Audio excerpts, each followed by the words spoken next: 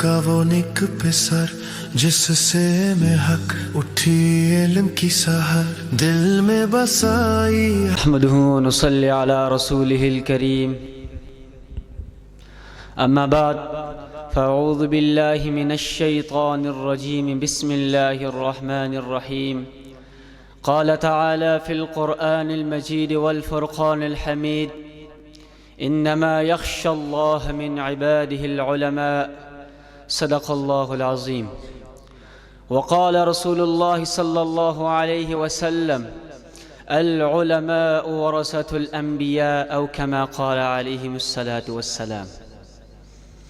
علم کا دریا پیکر حق کی صداقت وہ، علم کا دریا پیکر حق کی صداقت وہ، قول میں تاثیر عمل میں عبادت وہ.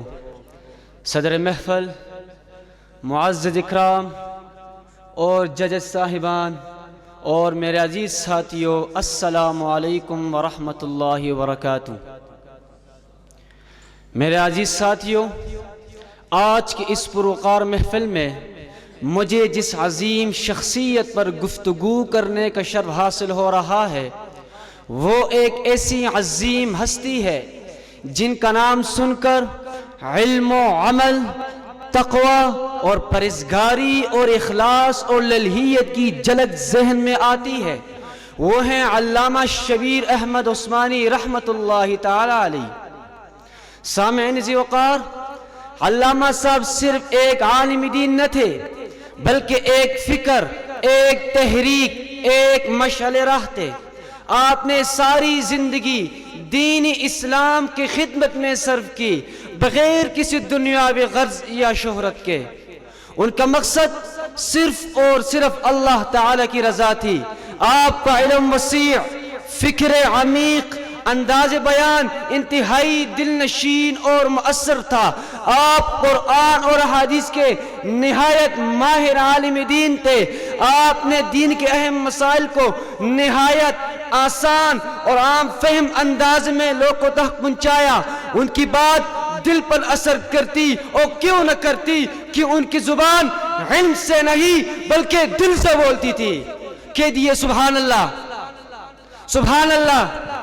شاعر و مشرق ڈاکٹر علامہ اقبال صاحب نے فرمایا: وہ عالم دین جس کا علم سمندر سے گہرا تھا، وہ عالم دین جس کا علم سمندر سے گہرا تھا، قرآن اور احادیث کی روشنی اس کے کلام میں تھا.